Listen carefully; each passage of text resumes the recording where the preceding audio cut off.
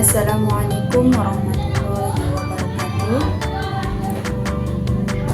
Baik, sebelum mulai presentasi, izinkan saya memperkenalkan diri.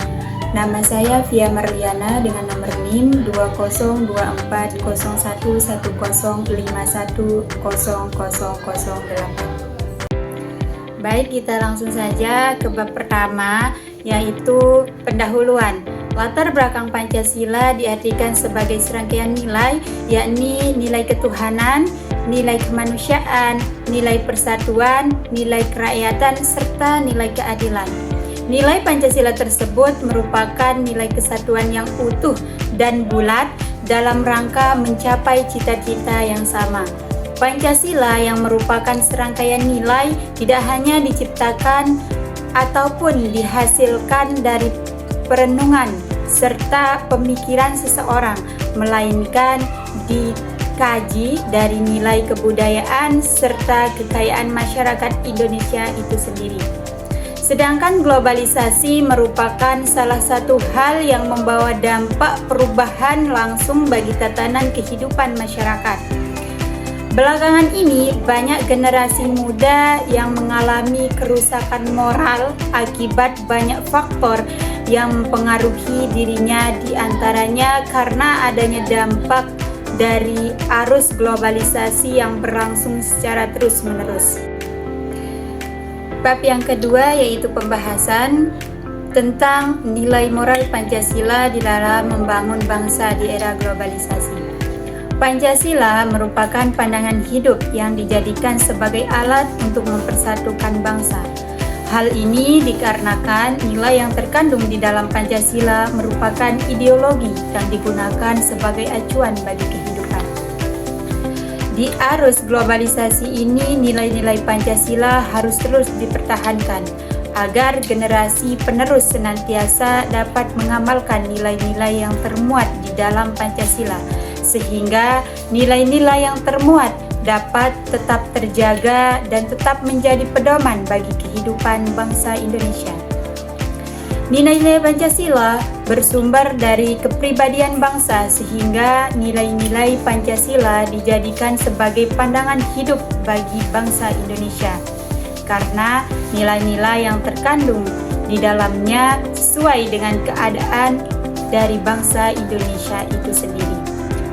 Yang selanjutnya yaitu nilai-nilai Pancasila, yang dimana Pancasila merupakan pedoman dan pandangan hidup yang tumbuh dan berakar dalam kepribadian bangsa Indonesia, sehingga Pancasila ini dijadikan sebagai hal yang mengatur hidup ketatanegaraan. Adapun nilai-nilai yang termuat dalam setiap sila Pancasila, yaitu sila pertama merupakan perwujudan manusia sebagai makhluk Tuhan Yang Maha Esa dalam melakukan segala sesuatu harus dijiwai dengan nilai-nilai keagamaan. Sila kedua merupakan perwujudan sikap yang sesuai dengan norma dan aturan, serta negara harus memperhatikan dan menjunjung tinggi setiap warga negara sebagai makhluk yang beradab. Sila yang ketiga merupakan perwujudan nilai untuk mengakui, menghargai, serta menjunjung tinggi keberagaman serta perbedaan yang ada mulai dari agama, ras, golongan, dan suku. Hal tersebut dimaksudkan untuk memperkuat persatuan dan kesatuan yang juga tertuang dalam semboyan. Sila yang keempat merupakan perwujudan nilai demokrasi. Dalam pelaksanaannya, demokrasi harus mementingkan dan mengutamakan hak-hak rakyat. Sila yang kelima merupakan perwujudan nilai keadilan yang terjadi dalam kehidupan. Dengan nilai-nilai Pancasila tersebut dapat terbentuk karakter bangsa. Dan yang terakhir yaitu kesimpulan dari penjelasan yang tadi, bahwa kemajuan yang terus berlangsung yang mengakibatkan adanya perubahan dalam tatanan kehidupan akibat adanya arus globalisasi menjadikan dampak-dampak negatif yang bermunculan tidak dapat dihindari dan dihilangkan oleh masyarakat.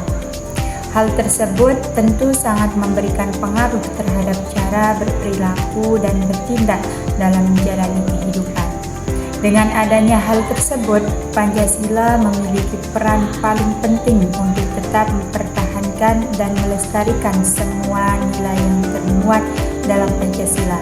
Pancasila juga diharapkan dapat terus menyaring serta memilih segala informasi dan nilai baru yang masuk sehingga nilai-nilai tersebut dapat terus dijadikan sebagai nilai kepribadian bangsa. Pancasila juga harus terus dipertahankan agar sikap nasionalisme dari masyarakat tidak luntur. Agar nilai Pancasila dapat tetap bertahan, maka diperlukan generasi muda yang cerdas dalam berpikir dan moral agar senantiasa dapat meneruskan perjuangan dalam rangka membangun dan memajukan bangsa.